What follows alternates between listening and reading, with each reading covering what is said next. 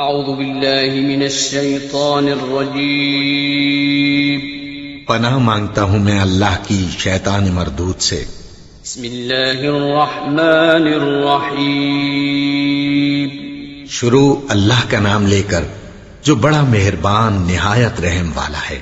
اعوذ باللہ من الشیطان الرجیم بسم اللہ الرحمن الرحیم وَإِسْتَأْذَنَ رَبُّكُمْ لَئِن شَكَرْتُمْ لَأَزِيدَنَّكُمْ وَلَئِن كَفَرْتُمْ إِنَّ عَذَابِي لَشَدِيدٌ وَقَالَ مُوسَى إِن تَكْفُرُوا أَنْتُمْ وَمَنْ فِي الْأَرْضِ جَمِيعًا فَإِنَّ اللَّهَ لَغَنِيٌّ حَمِيدٌ أَلَمْ يَأْتِكُمْ نَبَأُ الَّذِينَ مِنْ قَبْلِكُمْ قَوْمِ نُوحٍ وَعَادٍ وَثَمُودَ وَالَّذِينَ مِنْ بَعْدِهِمْ لَا يَعْلَمُهُمْ إِلَّا اللَّهُ جاءتهم رسلهم بالبينات فردوا أيديهم في أفواههم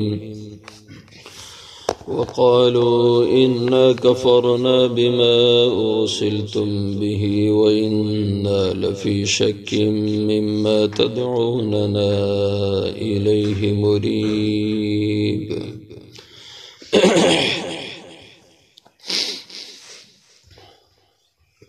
وَإِسْتَأْذَنَ رَبُّكُمْ اور جب اعلان کیا تمہارے رب نے لَإِن شَكَرْتُمْ کہ البتہ اگر تم شکر ادا کرو گے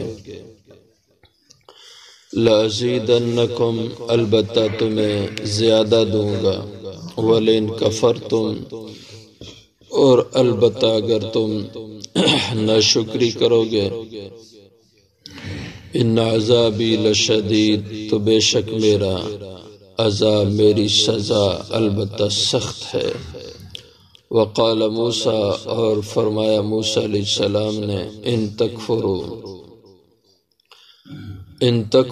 انتم اگر کفر کرو تم ومن فی الارض اور جتنے بھی ہیں زمین میں جمیعاً سب کے سب فَإِنَّ اللَّهَ لَغَنِيٌّ پس بے شک اللہ تعالی البتہ بے نیاز ہیں حمید تعریفوں کے لائق ہیں۔ أَلَمْ يَأْتِكُمْ کیا نہیں آئی تمہارے پاس نبأ خبر الذین من قبلکم ان لوگوں کی جو تم سے پہلے ہوئے قوم نوح جو حضرت نوح علیہ السلام کی قوم تھی وعاد اور قوم عاد تھی وثمود اور قوم ثمود تھی والذین من بعدہم اور وہ جو ان کے بعد ہوئے لا یعلمہم الا اللہ نہیں جانتا انہیں کوئی بھی سوائے اللہ کے جاءتہم رسلہم بالبینات آئے ان کے پاس ان کے پیغمبر بالبینات واضح دلائل لے کر فردوا ایدیہم پس لوٹائے انہوں نے اپنے ہاتھ فی افواہہم اپنے منہوں میں وقالوا اور کہنے لگے انا کفرنا بے شک ہم نے انکار کیا بما ارسلتم بہ اس چیز کا کہ تم بھیجے گئے ہو وہ چیز دے کر وَإِنَّا اور بے شک ہم لفی شکن البتہ شک میں ہیں مما تدعوننا الیہ اس چیز کے بارے میں کہ تم ہمیں بلاتے ہو اس کی طرف مریب ایسا شک جو گہرا ہو۔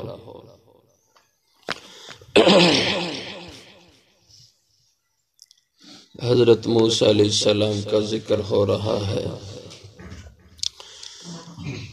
آپ نے فرمایا وَإِسْتَأْذَنَ رَبُّكُمْ کہ تمہارے رب کا یہ اعلان ہے اور یہ اعلان سارے نبیوں سے اللہ تعالیٰ نے کروایا کہ میرے بندوں سے کہہ دو کہ لَإِن شَكَرْتُمْ کہ البتہ اگر تم شکر کرو گے لَأَزِيدَنَّكُمْ البتہ میں تمہیں زیادہ دوں گا۔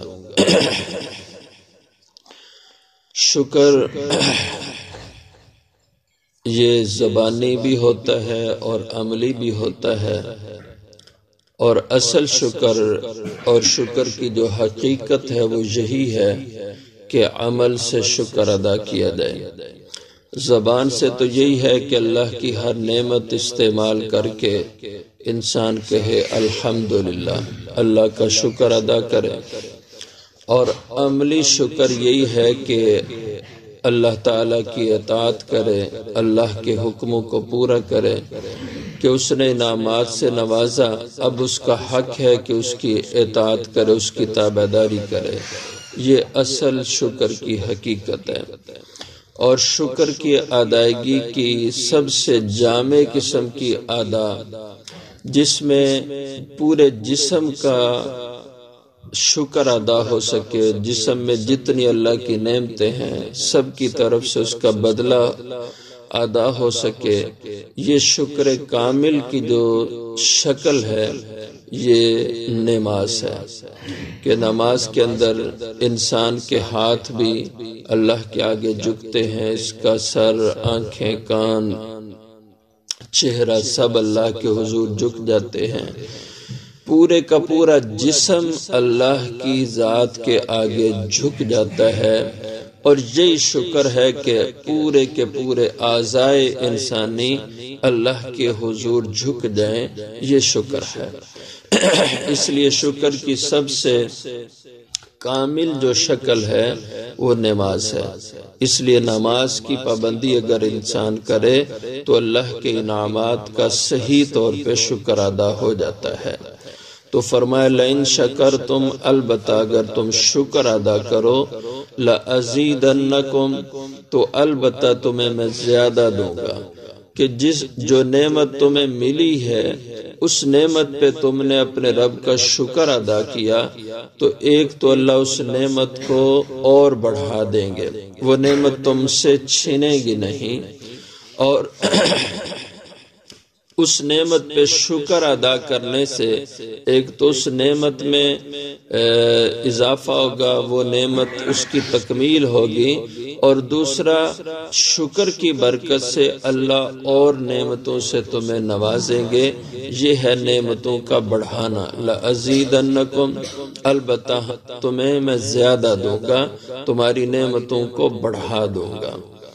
وَلَئِن كَفَرْتُمْ، اور البتہ اگر تم ناشکری کرو گے، انعامات میرے ہوں اور تم ناشکری کرو یا ان کا شکریہ کسی اور کا ادا کرو، نعمت میری استعمال کرو اور شکر کسی اور کا کرو، یہ ناشکری ہے۔ اور اگر تم ناشکری کرو تو ان عذابی لشدید، تو بے شک میرا عذاب اس پہ جو میری ناراضگی کی صورت میں سزا ہوگی، لشدید، وہ البتہ بہت سخت ہے۔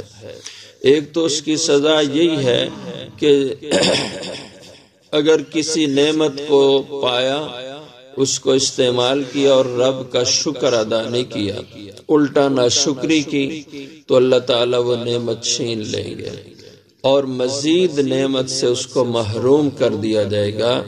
یہ دنیا کی سزا ہے، اور آخرت کی سزا اللہ کی طرف سے اس پہ عذاب ملے گا، جو رب کی نعمتیں ان کی ناشکری کرے گا۔ تو ان عذابی لشدید، بے شک میرا عذاب البتہ سخت ہے۔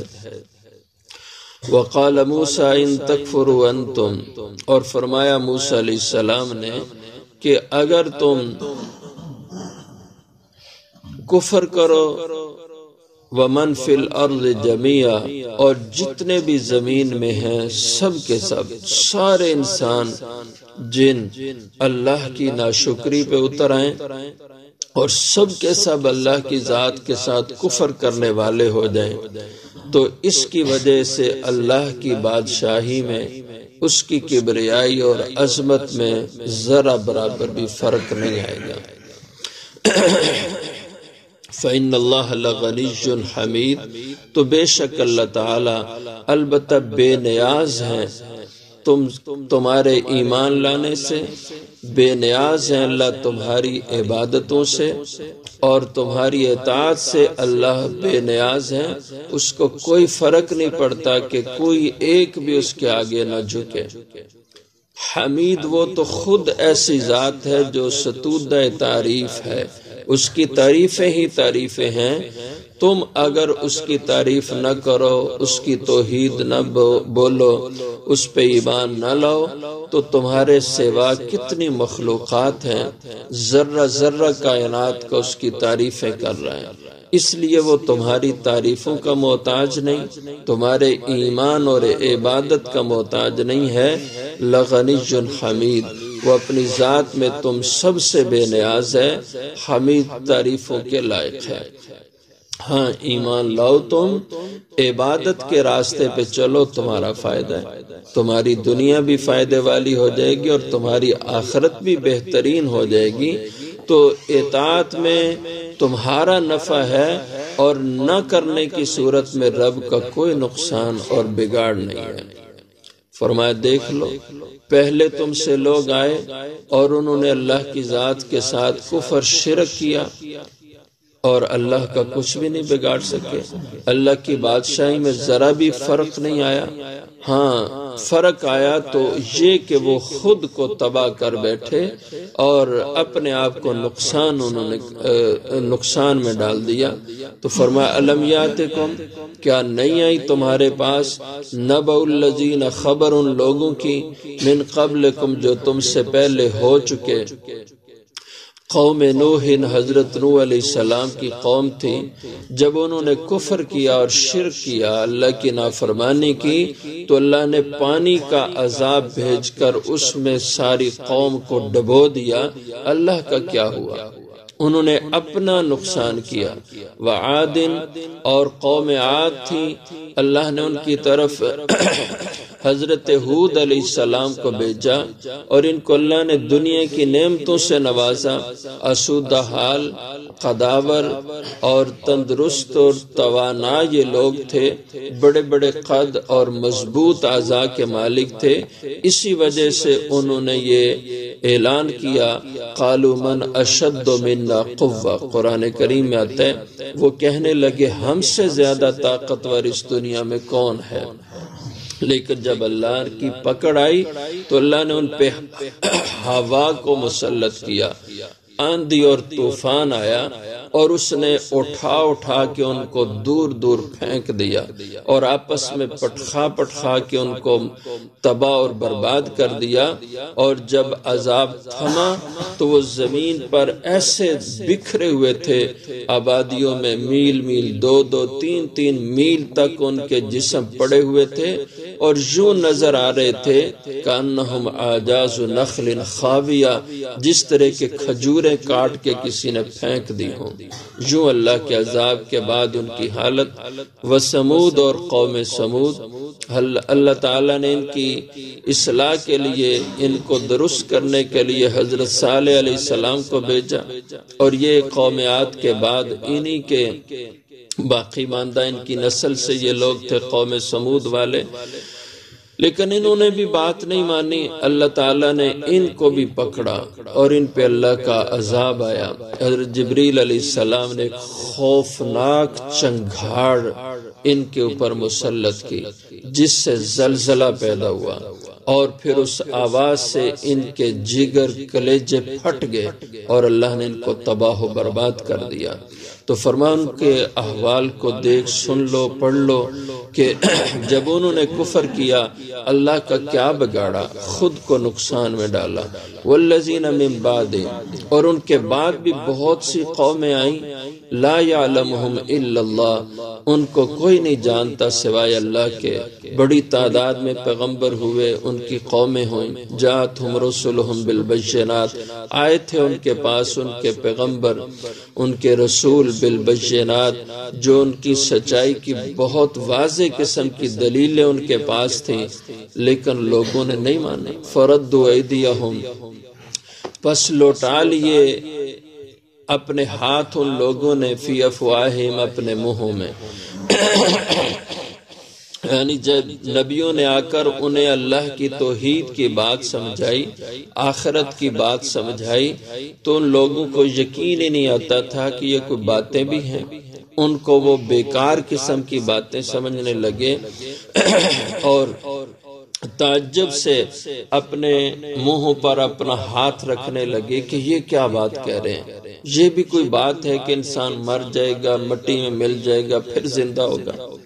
اور بعض نے اپنے ہاتھ اپنے منہوں پر رکھ لیے کہ اللہ تعالیٰ کے پیغمبروں نے انہیں بات سمجھائی، انہی کی برادری اور خاندان کے ہوتے تھے، لیکن اللہ ان کو نبوت اور رسالت سے، عظمت اور شان سے نوازتے تو وہ حسد میں مبتلا ہو جاتے کہ یہ ہماری برادری کے آدمی تھے اور ہم سے اتنے بڑھ گئے شان میں کہ کہتے ہیں ہم پہ اللہ کی طرف سے فرشتہ آتا ہے، ہم پہ وحی آتی ہے اور ہم پیغمبر بنا کے بھیجے گئے ہیں، تو عضو علیکم الانامل من الغیظ، پیغمبروں کی عظمت کو دیکھ کر ان پہ حسد کر کے غضبناک ہو جاتے اور اپنی انگلیوں کو کاٹ دیتے حسد کی وجہ سے۔ تو اس کے کئی مفہوم بیان کیے گئے، فردوا ایدیہم فی افواہہم، کہ انہوں نے لوٹائے اپنے ہاتھ اپنے منہوں میں۔ اور ایک تیسری تفسیر بھی اس کی جاتی ہے کہ پیغمبروں کی بات کو برداشت نہیں کرتے تھے اور اپنے ہاتھ اپنے منہ کی طرف کر کے ان پیغمبروں کو اشارہ کرتے کہ اب مزید بات نہیں کرنا، ہم تمہاری بات نہیں برداشت کر سکتے، اس سے آگے بات نہ کہنا۔ ایک اور چوتھی تفسیر بھی اس کی جاتی ہے کہ اپنے ہاتھ پیغمبر کے منہ میں جا کے رکھ دیتے تھے اور ان کا منہ بند کر دیتے کہ مزید بات نہ کرو، ہم نہیں سن سکتے تمہاری بات۔ تو ایسے لوگ ہوئے، وقالوا انا کفرنا، اور انہوں نے کہا بے شک ہم نے انکار کیا، بما ارسلتم بہ، اس بات اور اس دعوت کا کہ تم جس کو دے کر بھیجے گئے ہو، یعنی ہم تمہاری بات نہیں سن سکتے، ہم نہیں مانتے اس کو۔ وَإِنَّا لَفِي شَكٍ، اور بے شک ہم البتہ شک میں ہیں، مما تدعوننا، اس چیز کے بارے میں جو کہ تم بلاتے ہو ہمیں، الیہ، اس کی طرف، مریب، ایسا شک جو گہرا ہے، تردد میں ڈالنے والا ہے کہ انسان اس شک سے نکل نہ سکے۔ تو یہ پیغمبروں کے ساتھ جو قوموں کا رویہ تھا اور جنہوں نے کفر کا راستہ اختیار کیا، اللہ کی ذات سے لا تعلق ہوئے، ان کا حال اللہ تعالیٰ نے بیان کیا، ان کے رویے کو بتلایا۔ آگے ان کی یہ بات سن کر جو اللہ کے پیغمبروں نے انہیں بات کہی، اس کا ذکر انشاءاللہ اگلی آیت